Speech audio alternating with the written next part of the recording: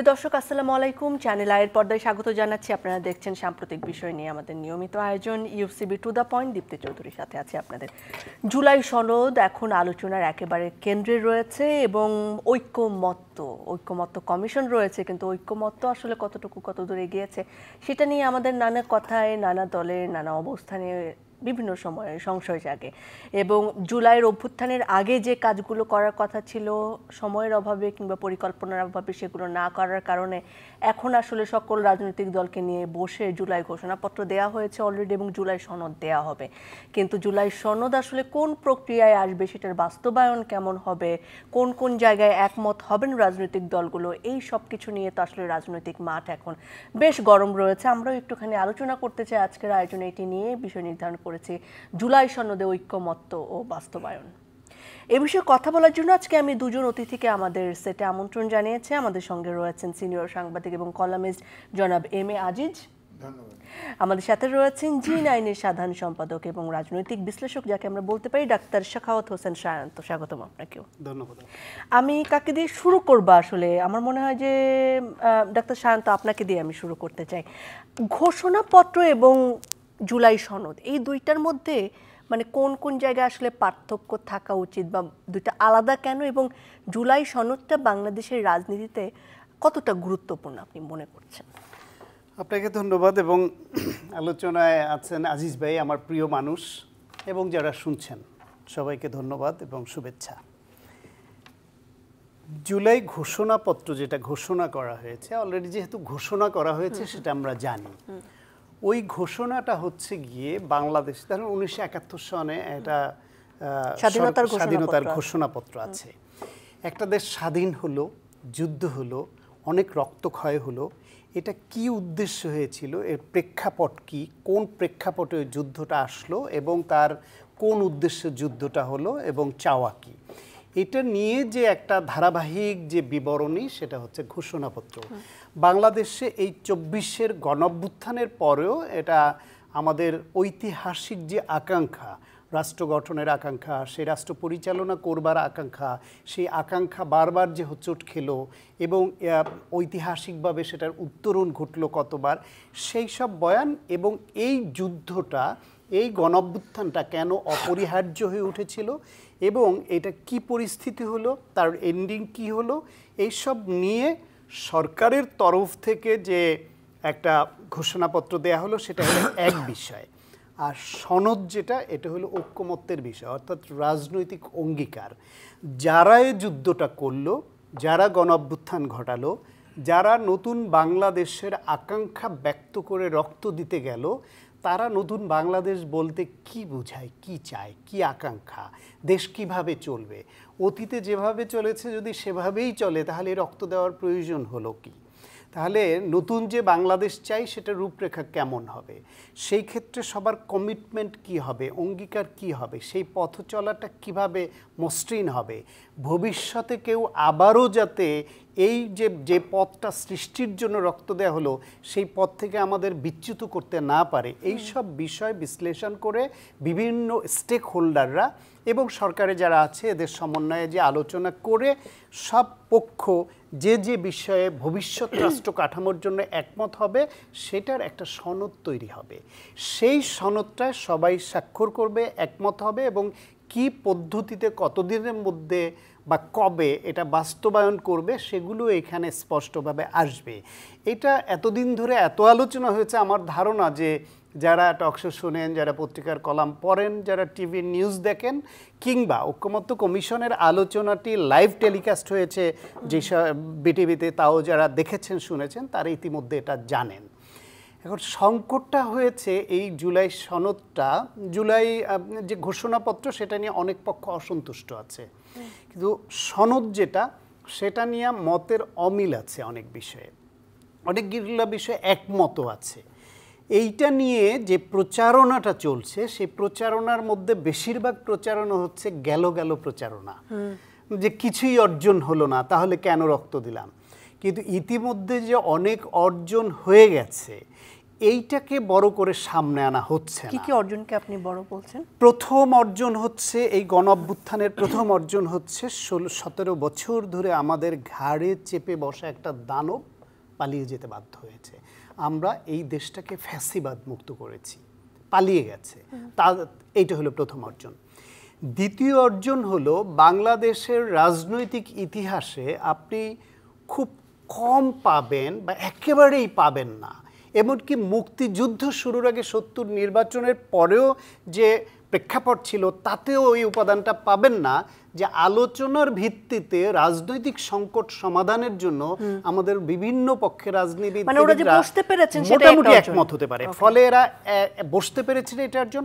বসে অনেকগুলো বিষয়ে তারা একমত হয়েছেন যে হ্যাঁ, রাষ্ট্রটাকে আমরা এইভাবে পরিচালনা করতে চাই, এই কাঠামোর মধ্যে দাঁড় করাতে চাই। এইটা একটা বড় অর্জন। তৃতীয় অর্জন হলো গিয়ে কিছু সাংবিধানিক কাঠামোর বিষয়ে ইতিমধ্যে আমরা আশার আলো দেখতে পেয়েছি। যেমন ধরেন, প্রধানমন্ত্রী 2 বারের বেশি থাকবে না, এই বিষয়ে যেহেতু সপক্ষ একমত হয়েছে, তার মানে ব্যক্তিকেন্দ্রিক যে একনায়কতান্ত্রিক হয়ে ওঠার যে প্রবণতা, সেটা একটু হ্রাস টানা গেল। দ্বিতীয় হলো রাষ্ট্রপতি হওয়াটা, প্রধানমন্ত্রীর পায়ে সালাম করে, হাত দিয়ে সালাম করে রাষ্ট্রপতি হয়ে যেতে পারতাম আমি আপনিও হয়তো, যদি প্রধানমন্ত্রী পায়ে হাত দেওয়াটা তার আরাম লাগতো এবং চাইতেন যে আপনাকে রাষ্ট্রপতি বানিয়ে দিতে পারতেন। এখনকার নতুন কাঠামো ব্যবস্থায় সেটা থাকবে না। এটা অন্তত এমপিদের গোপন ভোটে, তাও 70 অনুচ্ছেদের 2টি ক্লোজ ছাড়া বাকি সব তুলে দেওয়া, যে 70-এর কাঠামোর পরিবর্তন, সেই পরিবর্তিত কাঠামোতে আপনার এমপিরা গোপন ব্যালটে ভোট দিয়ে রাষ্ট্রপতি নির্বাচিত করতে পারবেন। ফলে দলের বিরুদ্ধেও কাউকে ভোট দেওয়ার সুযোগ থাকছে গোপন ব্যালটে। তৃতীয় হলো, মানুষের ভোটের অধিকার কেড়ে নেওয়া হয়েছিল, তত্ত্বাবধায়ক সরকার প্রশ্নে সকল পক্ষ একমত। ফলে আমার আপনার হাতে ভোটের অধিকারটা ফেরত আসলো, যে আমাকে আপনাকে অঙ্গীকার করে রাষ্ট্র পরিচালনার দায়িত্বে গিয়ে গাদ্দারি করবে, বেইমানি করবে, প্রতারণা করবে, তার বিরুদ্ধে রায় দেওয়ার সুযোগটা আমার হাতে চলে আসলো। ফলে আশা এখনো পর্যন্ত আশা না, এটা বাস্তবতা। তত্ত্বাবধায়ক সরকারের প্রশ্নে এখনো পর্যন্ত এই গণঅভ্যুত্থানের পক্ষের কোনো শক্তি না বলেনি। সেটার এখন কি কি ত্রুটি বিচ্যুতি আছে, সেটা কি পদ্ধতিতে দূর করা যায়, ভবিষ্যতে এটাকে কেউ যাতে নিজের স্বার্থে ব্যবহার করতে না পারে সেই জন্য কি কি ক্লোজ যুক্ত করা যায়, সেটা নিয়ে তর্ক বিতর্ক হচ্ছে। কিন্তু তত্ত্বাবধায়ক সরকার ব্যবস্থা যে ফিরে আসছে, এ ব্যাপারে কারো কোনো, আপনি খুব পজিটিভ এবং স্যাটিসফাইড। এইরকম আরো অন্তত ডজন খানেক সিদ্ধান্ত এরকম দেখানো যাবে যেটা আমাদের এগিয়ে যাবার জন্য, এবং কেউ যদি আমাদের সঙ্গে প্রতারণা করে কোনো রাজনৈতিক শক্তি, তার জবাব দেবার জন্য মোক্ষম ক্ষেত্রটা আমরা সামনে পাচ্ছি। Thank you. আপনার কাছে আমি আবার আসবো জনাব এম এ আজিজ। আপনিও কি এরকম আশাবাদী এবং খুশি যে আমরা আসলে অনেক সফলতা অর্জন করেছি এবং অনেক অর্জন হয়েছে আমাদের গণ অভ্যুত্থান পরবর্তী সময়ে, কি বলবেন? ধন্যবাদ আপনাকে। অর্জন তো হয়েছে, কিন্তু ধরেন সব অর্জনই হলো, এমন একটা ক্রুশিয়াল পয়েন্টে একমত হলো না, সব বিসর্জন হলো।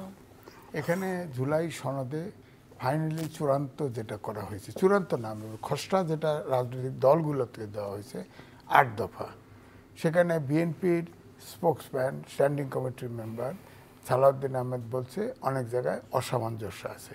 অর্থাৎ 826টি ইস্যু আলোচনা হয়েছে, তার ভিতরে 31টিতে দ্বিমত আছে, আলোচনায় একমত হতে পারে নাই। তার সাথে যেটা 8 দফার ভিতরে যেটা সংকলিত করা হয়েছে, সেটা তিনি অসামঞ্জস্য দেখেছেন। বিএনপি এটা আলোচনা করার পরে এটার উপরে মতামত দিবে। কিন্তু এখানে মূল প্রশ্ন হলো যে স্পিরিটটা, জুলাই সনদটা আমার কাছে আছে, আমি পড়েছি এই 8 দফা। সেখানে যেটা হয়েছে, যেমন জুলাই সনদে আইনি ভিত্তি না দিলে এনসিপি স্বাক্ষর করবে না। এই যে আইনি ভিত্তি কি করে দিবে? সংবিধানের সাথে সাংঘর্ষিক কোনো পয়েন্ট প্রেসিডেন্ট দিয়ে অর্ডিন্যান্স জারি করেও এটা বাস্তবায়ন করতে পারবে না, এটা অবশ্যই সংসদ লাগবে। এখানে আইনি ভিত্তি দেওয়ার কোনো সুযোগ নেই। আবার স্বাধীন মালিক বলেছেন, ডক্টর স্বাধীন মালিক, যে কোর্টের এখতিয়ার বহির্ভূত কোনো আইন, কোনো কিছুই কোর্টকে বারিত করতে পারবে না। অর্থাৎ কোনো কিছু যদি সংবিধান বা কোর্টের এখতিয়ার চ্যালেঞ্জ করে, সেটা কিন্তু কোর্টে যাবে। সুতরাং আমার বক্তব্য হচ্ছে এটা এক ধরনের ইন্ডিমেন্টি। আমি উদাহরণস্বরূপ বলি যে মোস্তাক আহমেদ আপনার কর্নেল রশিদ ফারুক সবাইকে ইন্ডিমেন্টরি দিয়েছিল, তাদের বিচার করা যাবে না। আওয়ামী লীগ এসে সেটা রহিত করে বিচার করেছে। সুতরাং আমার কথা হচ্ছে, যদি কেউ কোনো ফৌজদারি অপরাধ করে সেটা আইন দ্বারা কখনো বারিত করা যাবে না। এখন এই ছাত্ররা ধরেন, আমি যেটা বারবার বলছি, 52 সাল থেকে 24 সাল পর্যন্ত সব আন্দোলনে ছাত্ররা অগ্রভাগে ছিল।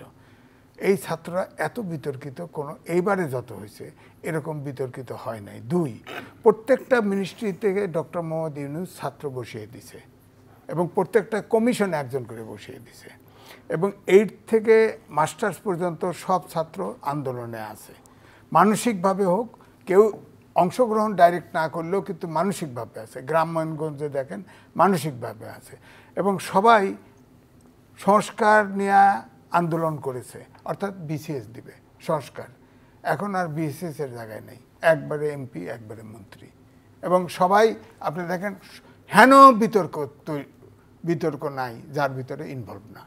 সুতরাং আমি তো বলবো ডক্টর মোহাম্মদ ইউনূস এদেরকে এইভাবে ক্ষমতায়ন করাতে, উপদেষ্টার থেকে শুরু করে প্রত্যেকটা মিনিস্ট্রিতে বসানো, কমিশনের সদস্য বসানো, এবং আপনি দেখেন মব সন্ত্রাস করানো, করতে দেওয়া, এই করে আমি বলবো বিজ্ঞানের যুগে এই যে 8টি জেনারেশন শেষ হয়ে গেল, আগামী আমাদের জীবদ্দশায় অন্তত কোনো ছাত্র আন্দোলন গড়ে উঠবে এর আমি বিশ্বাস করি না। কারণ ছাত্রদের উপরে যে আস্থা জনগণ এদেশে রাখছে, হয়তো আন্দোলনগুলো ব্যর্থ হয়ে গেছে, ফাইনালি আন্দোলনের ফল আমরা পাইনি, কিন্তু আন্দোলন, প্রত্যেকটা ছাত্র আন্দোলন কিন্তু সাকসেসফুল হয়েছে। কিন্তু এইবারই প্রথম আন্দোলন সাকসেসফুল হলো, কিন্তু ছাত্ররা বিতর্কিত হয়ে গেল, এবং এখন আর ছাত্রদের বিশ্বাস করবে না। আর বিজ্ঞানের যুগে, অটোমেশনের যুগে, যেখানে শিক্ষা ব্যবস্থা অত্যাধুনিক হওয়া উচিত, বিজ্ঞানসম্মত, সেখানে এতগুলো সংস্কার কমিশন করছে, কোনো শিক্ষা সংস্কার কমিশন করে নাই। আপনাকে স্বাস্থ্য সংস্কার কমিশন করছে, সেটাও জোড়াতালি দিয়ে কোনো ইয়ে নাই। এখন এই ঐক্যমত্য কমিশনে ইতিমধ্যে বলা আছে আর একটা কথা, যে যে বিষয় এখন বাস্তবায়ন যোগ্য সেটা বাস্তবায়ন করে ফেলবে এই গভর্নমেন্ট। তো সেটা তো আলোচনার দাবি রাখে, রাজনৈতিক দলগুলোর সাথে আলোচনার দাবি রাখে, কোনটা বাস্তবায়ন করবে কোনটা বাস্তবায়ন করবে না।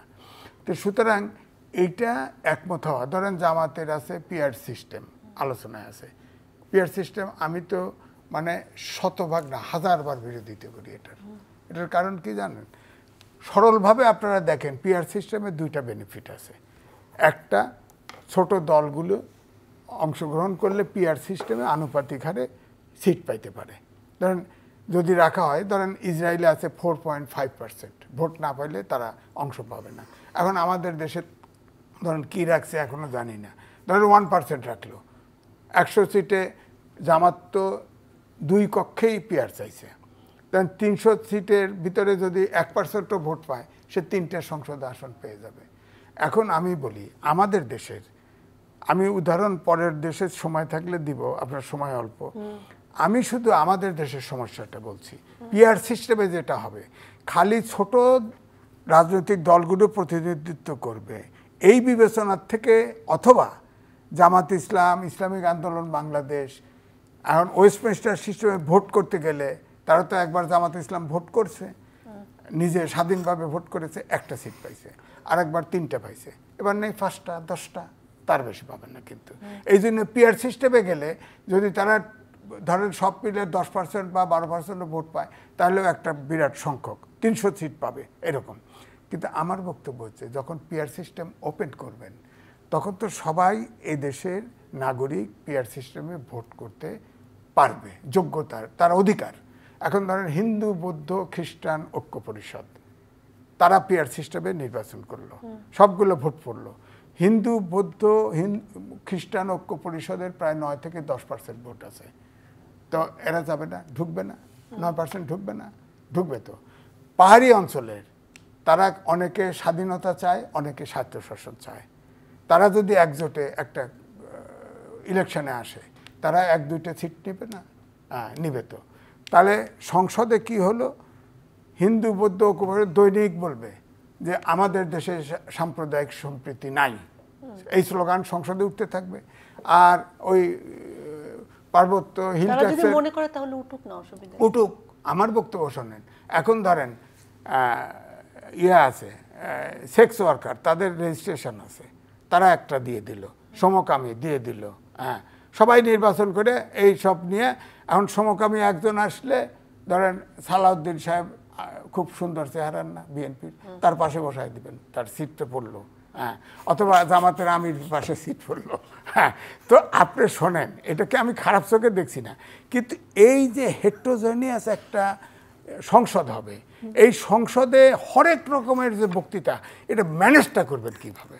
ওখানে পার্বত্য অঞ্চলের স্বাধীনতার স্লোগান উঠবে, সমকামীরা কবে আমার অধিকার দাও, কারণ এখন তো জাতিসংঘের মানবাধিকার কমিশনের অফিস হচ্ছে না, ওখানে যা স্লোগান দিবে আমাদেরকে অধিকার দেওয়া হচ্ছে না, আমরা চোরাগোপ্তা করি, এটা আমাদের আইনি নিরাপত্তা দিতে হবে, এগুলো তো সংসদে উঠবে। আচ্ছা, আপনার কাছে আমি আবার আসবো। আমি এই জায়গাটা একটুখানি আসি, ডক্টর সায়ন্ত, আপনিও কি মনে করেন আসলে যে পিআর পদ্ধতি আসলে এত বৈচিত্র্য আসবে যে সেটা আসলে কন্ট্রোল করা যাবে না, এবং এই ধরনের ভয়েস রেজ আসলে বাংলাদেশের জন্য আলটিমেট কোনো ভালো দিকে আমাদের নিয়ে যাবে না? না, আজিজ ভাই তার অভিজ্ঞতা এবং বিশ্লেষণ থেকে যেটা বলছে সেটা তার মতামত, কিন্তু আমি ওই রকমভাবে অত বৈচিত্র্যপূর্ণভাবে না ভাবলেও খুব সিম্পল এটুকু যদি ভাবি যে নেপালে পিআর সিস্টেম হওয়ার কারণে 17 বছরে 13 বার সরকার বদল হয়ে যায়। শ্রীলঙ্কায় 1979-78 সালে পিআর সিস্টেম ইন্ট্রোডিউসড হয়, ডিস্ট্রিক্ট পিআর, এবং 79 সালের নির্বাচন থেকে পিআর সিস্টেমে নির্বাচন হচ্ছে। সেখানে দুর্নীতি রোধে বা রাষ্ট্র পরিচালনায় তেমন কোনো প্রভাব ফেলতে পারেনি, রাষ্ট্রপতির পুরা গোষ্ঠী পালিয়ে যেতে হয় এবং তার পুকুরে জনগণ সাঁতার কাটার অবস্থা তৈরি হয়। পিআর সিস্টেম হলে বাংলাদেশের থার্ড ওয়ার্ল্ড কান্ট্রিগুলোতে এরকম একক সংখ্যাগরিষ্ঠতা বা সরকার গঠনের কাছাকাছি কোনো দল যায় না। ছোট ছোট দলগুলো ওই যে পার্সেন্টেজের ভিত্তিতে পাওয়ার ফলে এরা তখন বড় দলগুলোকে সমর্থন দেয়, বিনিময় চায়, যে আমি আপনাকে সমর্থন দিতে হলে আমার এই দিতে হবে। 10টা আসন পেয়ে মন্ত্রী দাবি করে, অথবা অন্য কোনো ব্যবসার ভাগ দাবি করে। এটা আর জাতিগতভাবেই আমাদের এইখানে অপরচুনিস্টিক পিপল অনেক। একটা উদাহরণ দেই আপনার সাথে মিলা, ইসরায়েলে আপনার পিআর সিস্টেম, ইসরায়েলের নেতানিয়াহুর নিকুত পার্টি, ওখানে সব ইহুদি সংগঠন, 100টার মতো, বছরে মারা যায় কিছু, আবার জীবিত হয়। এখানে 30%-এর বেশি সে ভোট পায় না, আর বাকি 70টা আসে পিআর সিস্টেমে। গাজা খালি করো, মুসলমান নিধন করো, করতে বাধ্য, আমেরিকা হেল্প করে। আমাদের দেশে তো এরকম উগ্রবাদের সৃষ্টি হবে না। এটা এখন যেটা হচ্ছে শোনেন, বাংলাদেশে তাহলে দেখা যাবে ধরেন আওয়ামী লীগ বিএনপি তত্ত্বাবধায়ক সরকারের অধীনে বা নিরপেক্ষ নির্বাচনে 30-35% ভোট পায়, এটা অ্যাভারেজ, এইটাই আমরা দেখে আসছি। তো যদি 30% ভোট পায় তাহলে তাদের ভোট হবে 90টা, আসন হবে 90টা। যদি 40% হয় তাহলে আসন হবে 120টা। একটা দল 100, 120, 30, 40 আসন পাবে, সেটাতে সরকার গঠন হবে না, তাকে একাধিক দলের সমর্থন নিতে হবে। ওই একাধিক দলগুলো ওই প্রধান দলটাকে এমনভাবে পেয়ে বসে যে তাদের স্বার্থের সামান্য হানি ঘটলেই তারা আদর্শ সমর্থন প্রত্যাহার করবে, সরকার ভেঙে পড়বে। ফলে দীর্ঘমেয়াদী পরিকল্পনা নিয়ে রাষ্ট্রের পক্ষে, ডেভেলপমেন্টের পক্ষে যেসব ইনিশিয়েটিভ নেওয়া দরকার, এটা নিতে পারে না। বাংলাদেশ একটা ডেভেলপিং কান্ট্রি, এই অবস্থায় এখানে পিআর মানে হচ্ছে দেশ ধ্বংসের পথে যাওয়া।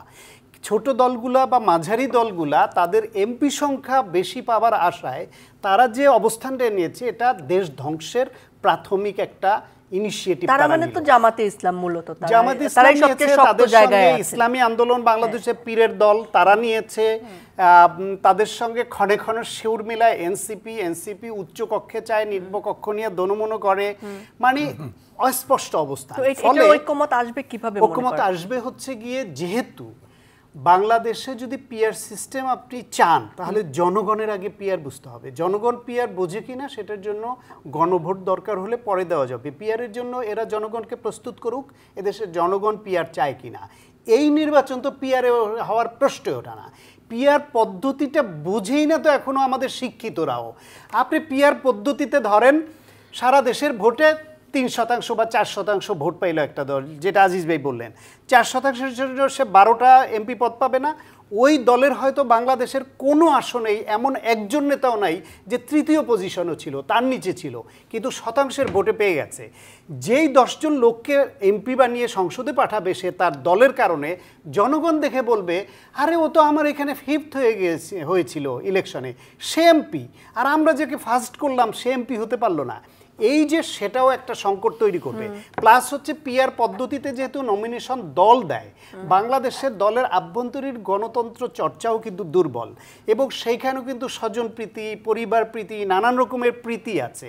ফলে এই প্রীতিপূর্ণ অবস্থা নিয়ে তারা যদি যখন দল নমিনেটেড করলেই এমপি হয়ে যাবে, জনগণের বানাতে হবে না, তখন এইখানে আরও অযোগ্যরা এবং টাকা দিয়ে নানান পদ্ধতিতে দলের আনুগত্য পাইলেই বা সমর্থন পেলেই এমপি হয়ে যাবে, সেইটা বাড়বে। ফলে বাংলাদেশ পিআর পদ্ধতির জন্য এখনও এই ব্যবস্থায় মোটেই উপযোগী দেশ না।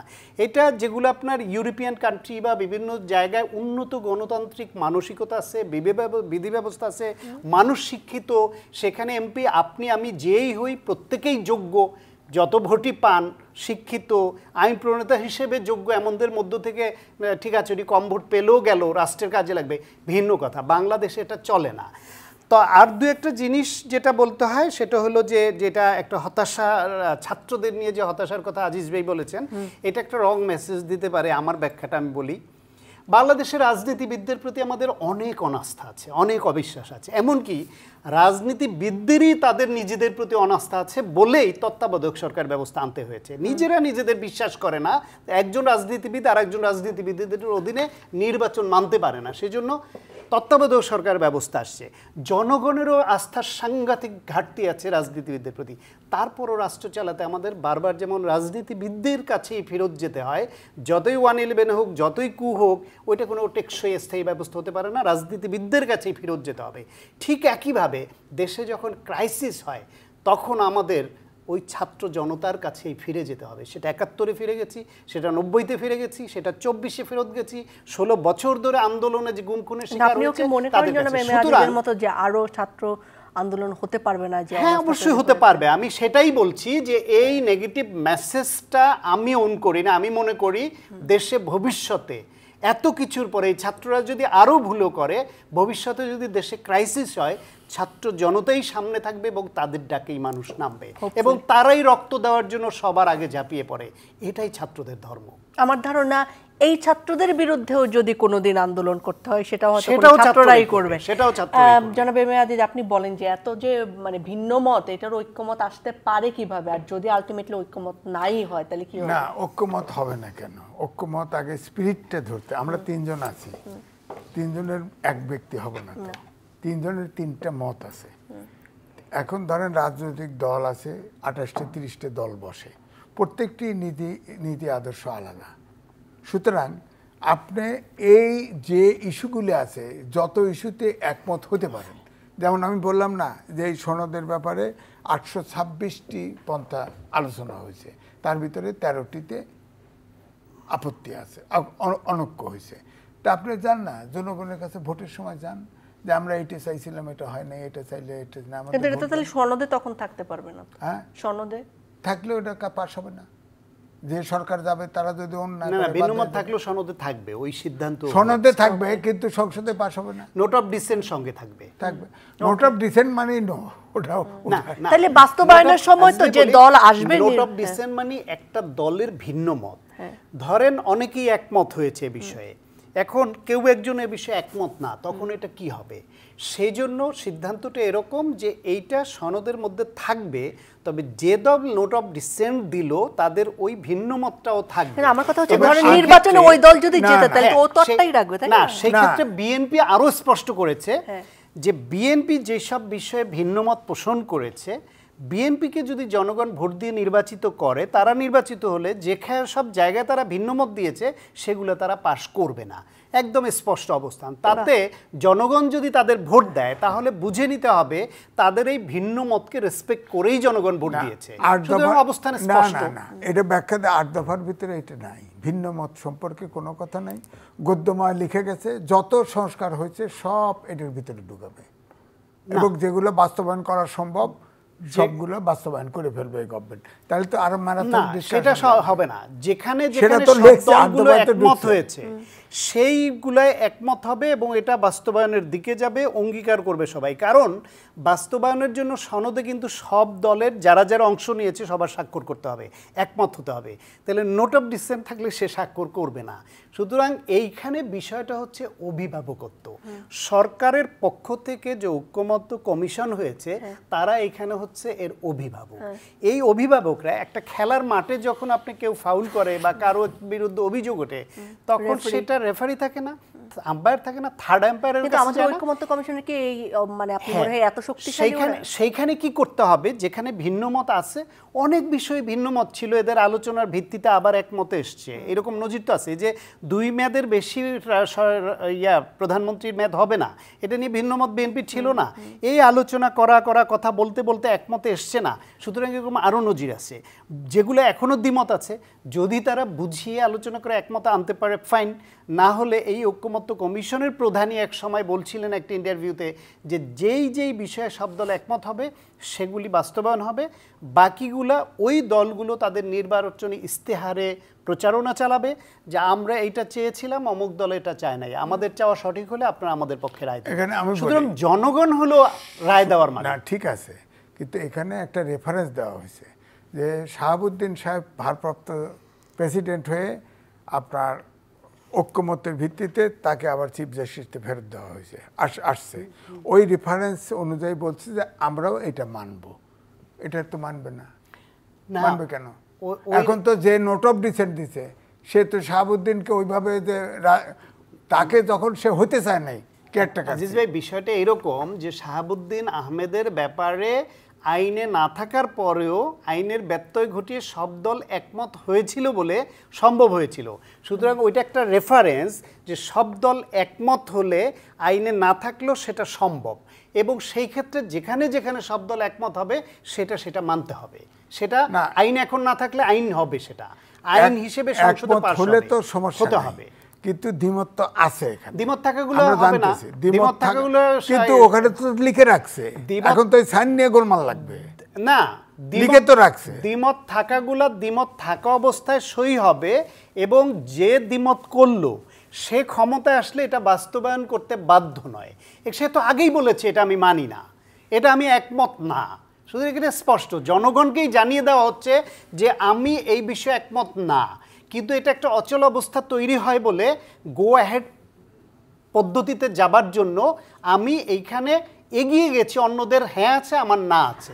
যদি জনগণ আমাকে ভোট দেয় তাহলে আমি এটা বাস্তবায়ন করব না, স্পষ্ট অবস্থা। তো আপনাদের কি মনে হয় যে এই জুলাই সনদ এই আগামী নির্বাচনে একটা বড় ফ্যাক্টর হিসেবে কাজ করবে? আপনি মনে করেন? না, খুব বড় ফ্যাক্টর এটার হিসেবে কাজ করবে না। কারণ এই জন্যই আমি বলবো, দেখেন উদাহরণস্বরূপ বলি, ধরেন 111 সহ 17 বছর বিএনপি বহুত নির্যাতনে ভোগ করছে, নেতাকর্মীরা গুম খুন মামলা আয়নাঘর ইত্যাদি অনেক হত্যা করে ফেলছে। একটা সমর্থককে কিন্তু দলবদল করে নেই, 2-1 নিষ্ক্রিয় হয়েছে। অর্থাৎ আমি বলবো যে ভোট যেগুলি দেখাচ্ছে, ধরেন জামাত ইসলাম এবারে প্রথম উন্মুক্তভাবে রাজনীতি করতে পারছে, এই জন্য ভাবছে যে এবারে নেতাকর্মী ছাড়াও তো কিছু সাধারণ ভোটার থাকেন যারা আছে সুইং ভোটার, সেটার ক্ষেত্রে আমার বক্তব্য হচ্ছে যে সেক্ষেত্রেও এখনো আমি বলবো যে এখন যে দলগুলি আছে, বিদ্যমান যে দলগুলি আছে, আপনি খেয়াল করে দেন এই দলগুলোর ভিতরে আগামী দিনে বিএনপি মেজরিটি পাবে, এতে কোনো সন্দেহ, সরকার গঠন করবে, এতে কোনো সন্দেহ নাই। কারণ এটার বিরুদ্ধে কিন্তু আওয়ামী লীগ নাই। জোট করলেও না, জোট কার সাথে করবে? ইসলামিক দলগুলা ইমাম শোনেন, আলেমরা নেমে গেছে, 3-0 জোট করলে কি হয়? আলেমরা ইউটিউব শোনেন, আলেমরা দল হয়ে উঠুক আগে, শোনেন, আলেমরা নেমে গেছে। আলেমরা বলে সব ইসলামিক দল একসাথে হইলেও, ধরেন হেফাজত বাদ দেন, হেফাজত কিন্তু রাজনৈতিক দল না, এটার সাথেও না, রাজনৈতিক দল যেগুলো আছে সব দল একসাথে হলেও 8% থেকে 10%-এর উপরে ভোট পাবে। আর এনসিপি পাবে? হ্যাঁ, আপনার মতে এনসিপি যদি কারোর সাথে ইলেকশন না করে একটারও জামানত থাকবে না। আর সাথে করলে? হ্যাঁ, সাথে যদি করে, সাথে করলে এখন বিএনপি যদি লয়ে যায়, বিএনপির ভোট পাবে, জিতেও যাবে মাঝখানে, আর ইসলামিক দলগুলোর সাথে করলে জিতবে না। আচ্ছা, তাহলে এই কথার মাঝখানে আমি একটু যারা টেলিভিশনে পর্দায় দেখছেন তাদের থেকে বিদায় নিচ্ছি। আমরা চ্যানেল আর অনলাইন প্ল্যাটফর্মগুলোতে এখনো আছি, প্রিয় দর্শক সঙ্গেই থাকুন। সায়ন, ডক্টর সায়ন, তো আপনি বলছিলেন যে আগে দল হয়ে ওঠো, কোন দিক থেকে বলছেন? প্রথম কথা হলো এনসিপি এখনো পর্যন্ত ওই আন্দোলনকারী ছাত্রদের যে প্ল্যাটফর্ম, এখনো তারা ওই অ্যাটিটিউডেই আছে, অ্যাক্টিভিস্ট। তাদের দেখবেন ওদের নেতারা এখনো পর্যন্ত, ওদের প্রতিনিধি সরকারে আছে, গুরুত্বপূর্ণ একটা উপদেষ্টা পরিষদের বৈঠক হলো, বৈঠক হওয়ার পর তার সিদ্ধান্তটা প্রেস উইং এর মাধ্যমে যথাযথ প্রক্রিয়ায় আপনাদের কাছে আসবে, সংবাদ মাধ্যমে, আমরা তার মাধ্যমে জানবো। সেখান থেকে উপদেশটা বের হয়ে এসে তড়িঘড়ি করে প্রতিযোগিতায় নেমে পড়ে, কত তাড়াতাড়ি একটা ফেসবুকে স্ট্যাটাস দিয়ে জানাবো উপদেষ্টা পরিষদে এই সিদ্ধান্ত নিলাম। এটা অ্যাক্টিভিস্টের লক্ষণ, এটা উপদেষ্টা হওয়ার লক্ষণ না। তাদের দলের রাজনীতিবিদরা তারা ফেসবুকে গালিগালাজ, প্রতিপক্ষ বানানো, অ্যাক্টিভিজমে যা যা করতো ওইখান থেকে বের হয়ে আসতে পারে। এটা হলো বয়সের ব্যাপার। তাদের যে ধৈর্য, কোন সরকারকে এইভাবে ফেসবুক, এটা সরকারের নাম হলো ফেসবুক সরকার। শুধু বয়সের ব্যাপার না, এটা হচ্ছে অ্যাক্টিভিস্ট হিসেবে তারা ইউজড টু ছিল। তো আমাদের প্রধান উপদেষ্টার ফেসবুক আইডি থেকেও তো এমন পোস্ট এসেছে, তারপর সেটা রিঅ্যাকশনের কারণে ফেসবুক উঠিয়ে নিতে হয়েছে। হ্যাঁ, হয়েছে। প্রধান উপদেষ্টার আইডিতে যে দেয়, হয়তো দেখা যাবে প্রেস উইং থেকে দিয়ে দেয়, তার হয়তো অনুমতি নেয়, নিয়ে দিয়ে দেয়, যেহেতু এটা চলে বিজ্ঞানের ব্যাপার। সেটাই। দ্বিতীয় আরেকটা ব্যাপার যেটা, সেটা হলো এনসিপির প্রতি মানে আমাদের প্রত্যাশাটা তৈরি হয়ে গিয়েছিল বেশি। কেন হয়েছিল? যেই ফ্যাসিবাদকে 16 বছর জামাত বিএনপি আন্দোলন করে অনেক দল করেও নামাতে পারেনি, ছাত্রদের নেতৃত্বে তাদের সঙ্গে রাজনৈতিক দল এবং জনগণ একত্র হওয়াতে সম্ভব হলো বলে তারা, তাদের নেতৃত্বে এটা কিন্তু সম্ভব হয়েছে, এটা কম কথা না। এবং এটা সত্য যে তারা সামনে ছিল বলেই এই সময়ে সম্ভব হয়েছে, না হলে আরও কতদিন লাগতো আমরা জানি না। সেই ক্ষেত্রে তাদের প্রতি যে আমাদের একটা এক্সপেকটেশন আকাশচুম্বী হয়ে গিয়েছিল, এবং ধারণা করা হচ্ছিল যেই ছাত্ররা ইয়াং বয়স, যারা মৃত্যুর মুখে ঝাঁপিয়ে পড়তে পারে, তারা তো মারাই যেতে পারতো, সুতরাং তাদের আর লোভ কি, লালসা কি, তাদের এত হিসাব নিকাশ কি, তারা অনেস্টলি আগাবে। এই প্রত্যাশার জায়গা থেকে যখন দেখা গেল যে তারাও চাঁদাবাজি করছে, তারাও দখল করছে, তারাও অন্য পলিটিক্যাল পার্টির সেই ট্র্যাডিশনাল স্টাইলেই ধমক দিচ্ছে, তারাও মব তৈরি করছে সে অন্যগুলার অনেকের মতোই বা তার থেকেও বেশিও, তারা নানান রকমের কেলেঙ্কারিতে যুক্ত হচ্ছে, এইসব দেখে শুনে মানুষ হোঁচট খেয়েছে। এইগুলো নতুন যে এই দেশে তা না, এগুলো কিন্তু অন্য অনেক পলিটিক্যাল পার্টির এর থেকে আরো লার্জ স্কেলে এইসব, কিন্তু সেগুলো সমালোচনা করে যে দল আসলো সেই দল কেন আসলে আবার সেই কথা হচ্ছে গিয়ে যে এই আরো লার্জ স্কেলে অন্য অনেক দলই এই কাজগুলো করছে, কিন্তু ওদের কাছে তো এটা আমাদের একেবারেই অপ্রত্যাশিত ছিল। যখন ওরা ছোট স্কুলে এটা করতে গেল তখন মনে হলো আমরা তো এটা চাইনি, এটা কি করলো ওরা, হোঁচট খেলাম আমরা। ফলে ওদের কাছে প্রত্যাশা বেশি ছিল বলে, হোঁচটটাও বড় খেয়েছি বলে, রাজনৈতিক দলের অ্যাটিটিউড গ্রো করে নাই বলে ওদেরকে এখনো মানুষ রাজনৈতিক দল হিসেবে ঠিক গ্রহণ করছে বলে আমার মনে হয় না।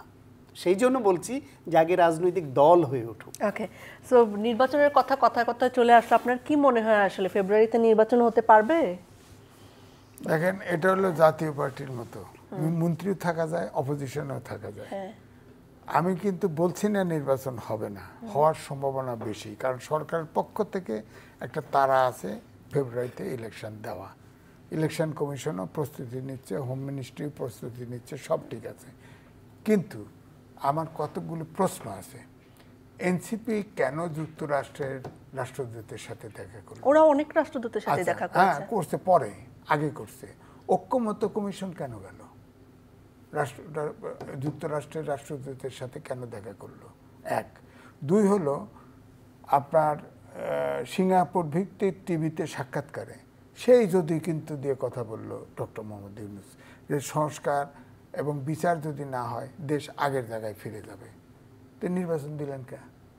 নির্বাচনে যারা আসবে তারা করবে। হ্যাঁ, যারা আসবে তারা করবে, তা তো হবে না। নির্বাচন তো পার্টিসিপেটরি হতে হবে। আপনি ধরেন আওয়ামী লীগের অ্যাক্টিভিটিস নিষিদ্ধ করে রেখেছেন। অ্যাক্টিভিটিস মানে কি? মিছিল, মিটিং, এই সেই। তারা তো নাগরিক দেশের। ধরেন যাদের মামলা আছে বিচার করলেন, তারা যদি এখন ভোট দেয়, তারা যদি এখন ইলেকশনে দাঁড়ায়, কি করবেন? কি করবেন? তারপরে দেখেন জাতীয় পার্টি, জাতীয় কারা পার্টি দাঁড়াবে? আওয়ামী লীগ। যারা যদি কিভাবে? জাতীয় পার্টি আজিজ ভাই, কিভাবে? মানে দাঁড়াবে, আওয়ামী লীগ নৌকা নাগরিক হিসেবে একজন দাঁড়াবে, হ্যাঁ, নৌকা প্রতীক স্বতন্ত্র ব্যক্তি ব্যক্তি দাঁড়াবে। সেটা তো আওয়ামী লীগ দাঁড়ানো বলা যাবে না। আওয়ামী লীগের লোক বলছি, আওয়ামী লীগের সেটা লোক রাষ্ট্রের যে কোনো যারা নাগরিক পারে। পালিয়ে গেছে গেছে, যারা যাদের তার ভিতরে যাদের মামলা আছে লুকায় আছে গেছে, কিন্তু ধরেন একজন সাধারণ একদম কোনো অপরাধের সাথে যুক্ত না, এরকম আছে আওয়ামী লীগের নেতা আপনার মনে হয় এখন? আছে, যার নামে একটা মামলাও হ্যাঁ, নেই? হয়তো অত প্রমিনেন্ট না, আছে আছে। সে দাঁড়াইলে কি সে অত শক্তিশালী হয়ে যাবে? অত প্রমিনেন্ট যদি না হয়? এখন যে পরিস্থিতি হয়তো শক্তিশালী না, আপনি পিআর সিস্টেম দেন, অবশ্যই আওয়ামী লীগ সংসদে চলে যাবে। কারণ না, পিআর আজিজ সিস্টেমে, ভাই, এটা পিআর একটা সিস্টেমে ভুল ব্যাখ্যা দিলে, হচ্ছে, আজিজ ভাই। না ব্যাখ্যা না, আমি আমার কথা বলছি, পিআর সিস্টেমে দিলেই আওয়ামী লীগ কি ধরেন বিএনপি এবং থাকার সময়, আওয়ামী লীগ থাকার সময় বিএনপি এবং আওয়ামী লীগ 40% কম বেশি ভোট পেত, এবং বিএনপির যেমন 17 বছরে কোনো সমর্থক চেঞ্জ হয় নাই, তেমনি আওয়ামী লীগের সমর্থক চুপ হয়ে আছে আর পালায় গেছে। কিন্তু আজিজ ভাই, আপনার কি মনে হয় না এত বড় ঘটনার পরে সুইং ভোটাররা অনেক কমে গেছে আওয়ামী লীগের? আগের হিসাব করে কি এখন করা যাবে? অনেক কমে গেছে তা ভাবেন না। এলাকার সাথে আমার কানেকশন আছে, আমি বলছি তারা সব আওয়ামী লীগের যারা আছে চুপ করে আছে, ভোট দেওয়ার সুযোগ দিলে ঠিকই দিয়ে দিবে। আর যদি এমনটি হয় সেগুলো করবো তাদেরকে না। যদি বাড়িত করা না হয় নির্বাচনে, অর্থাৎ এখন ধরেন ট্রাইব্যুনালে বিচার হচ্ছে, বিচারে বলে দিল যে আওয়ামী লীগ একটা সন্ত্রাসী সংগঠন, এখন সংগঠন নিষিদ্ধ, তারপরে তার সাথে লাগাই দিল যারা সমর্থন করবে তারাও নিষিদ্ধ, তাহলে হ্যাঁ তখন বাড়িতে হয়ে গেল। কিন্তু এখন অ্যাক্টিভিটিস নিষিদ্ধ, জিনিসটা ভালো করে দেখেন, অ্যাক্টিভিটিস। জাতীয় পার্টি অ্যাক্টিভিস্ট নিষিদ্ধ হলে তো ইলেকশন করতে পারবে না। ইলেকশন তো অ্যাক্টিভিটিস না, ইলেকশন তো আমার নাগরিক অধিকার, আমি ভোট দেব, আমি ভোট নেব। কেন পারবে না আওয়ামী লীগ বলি আমি একটু। বলেন। হ্যাঁ, আওয়ামী লীগের দুইটি ইস্যু এখানে, এক হলো দলীয় কার্যক্রম নিষিদ্ধ করেছে, দুই হলো তাদের নিবন্ধন বাতিল হয়েছে, ফলে মার্কা রহিত আছে, মার্কা নাই কিন্তু, ফলে নিবন্ধন বাতিল হলে সেই দলের মার্কা থাকে না, মার্কা না থাকাতে নৌকা প্রতীক নিয়ে আওয়ামী লীগ ইলেকশন করতে করবে না। এক, দুই হলো আওয়ামী লীগ দলের নাম নিয়ে করতে হইলে তাদের দলের কার্যক্রম নাম নিয়েও করবে বিবেচিত হবে, তাহলে দলের নাম নিয়েও পারবে না। তাহলে যদি দলের নাম নিয়ে দলের নাম নিলে তো আইনগত ব্যবস্থাই নেওয়া যায়, হ্যাঁ, যেহেতু দলের আমি বলি দলের নাম নিয়েও পারলো না, মার্কা নিয়েও পারলো না, তাহলে তারা যদি ইলেকশন করে সেটা হবে স্বতন্ত্র ইলেকশন। স্বতন্ত্র ইলেকশন হলো পিআর পদ্ধতিতে স্বতন্ত্রদেরটা একসঙ্গে যোগ করার বিধান নাই। আচ্ছা, ওরা কিভাবে বিধান নাই, স্বতন্ত্রটা স্বতন্ত্র নিজে জিতলে আসবে। একটা দল সামষ্টিকভাবে সারা দেশে নিবন্ধন থাকা দল কত শতাংশ এই মার্কার এগেইনস্টে ভোট পেয়েছে, একটা দল ইকুয়াল টু একজন স্বতন্ত্র, সেটা হবে পিআরে। কিন্তু স্বতন্ত্র যদি হয় সারা দেশেরটা কার নামে কাউন্ট করবে, কিসের নামে কাউন্ট করবে? মার্কা, দল, ব্যক্তি কার নামে কাউন্ট করবে? ফলে না, ব্যক্তি তো একজন তো এক আসনে দাঁড়াচ্ছে, হ্যাঁ, তাহলে সেই ব্যক্তির সেই আসনে কি করছে? সেই আসন আমি উদাহরণ দিচ্ছি। এখানে পিআরের সুযোগ ঠিক আছে, আমি দিচ্ছি। জাতীয় পার্টি নিষিদ্ধ হয়নি, জাতীয় পার্টি দুই গ্রুপ হয়েছে এবং তারা নির্বাচন করতে প্রস্তুত। এক পক্ষ ক্ষমা চাইছে, আর এক পক্ষ অর্গানাইজ হচ্ছে। ধরেন জাতীয় পার্টির ইয়েও আছে, প্রতীকও আছে, আপনার ইয়েতেই যাচ্ছে। জাতীয় পার্টি আওয়ামী লীগের লোকজন নৌকা প্রতীক নিয়ে লাঙ্গল প্রতীক নিয়ে জাতীয় পার্টির সঙ্গে নিয়ে না, জাতীয় পার্টিকে ভোট দিয়ে দিল, ভোটাররা ভোট দিয়ে দিল। যাই হোক, হাইপোথিসিস তো অনেকই হতে পারে। হাইপোথিসিস এটাই হবে। আওয়ামী লীগের লোকরা অনেক জায়গায়, তারা তো নাগরিক, তারা তো কোথাও না কোথাও ভোট দিবেনই, ঠেকিয়ে রাখার উপায় নাই, এটা অধিকার তাদের। কোথাও হয়তো কিছু লোক জামাতকেও দিতে পারে, কিছু লোক ধানের শীষেও দিতে পারে। আর জাতীয় পার্টি যদি দাঁড়ায় যায়, তাহলে জাতীয় পার্টি যেহেতু তাদের দোসর ছিল সবসময়, জাতীয় পার্টি বিশ্বস্ত ফ্রন্ট, আমার ধারণা যত বাঘাসুরেই ক্যান্ডিডেট হোক তাকে দিয়ে দিতে পারে। তাহলে তো একটা ভোটের একটা বড় অংশ কিন্তু একদিকে চলে যাবে, তখন বিএনপিকে জামাতের সাথে বা ওই ঐক্যজোটের সাথে ফাইট করতে হবে। ওকে, রেজাল্ট অ্যাজাম্পশনের আসলে আরো অনেক সময় বাকি। এটা পিআর কে কেন্দ্র করে, পিআরের বাইরেও প্রথম কথা, দেশে পিআর সিস্টেমে নির্বাচন হচ্ছে না, হবে না, সম্ভব না, একদম ক্লিয়ার এটা। দ্বিতীয় কথা হলো আওয়ামী লীগের দল হিসেবে আওয়ামী লীগের নাম নিয়ে এবং মার্কা হিসেবে নৌকা নিয়ে নির্বাচন হচ্ছে না, হবে না, সম্ভব না, আসবে না। ব্যক্তি পর্যায়ে আওয়ামী লীগের কোন লোক যদি নির্বাচন করে এবং শুধু ওই মাত্রার জনপ্রিয় হয় যে এলাকায় এসে দাঁড়িয়ে থাকতে পারে, ইলেকশন করতে পারে, এটা তার অধিকার, করুক না, লেটস সি।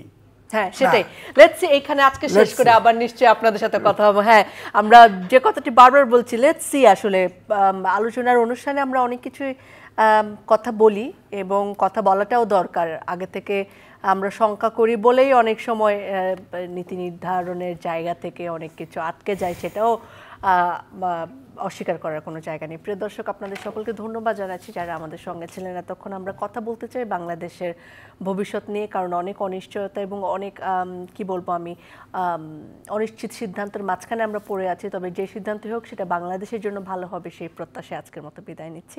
আবার দেখা হবে, আবার কথা হবে। Thank you.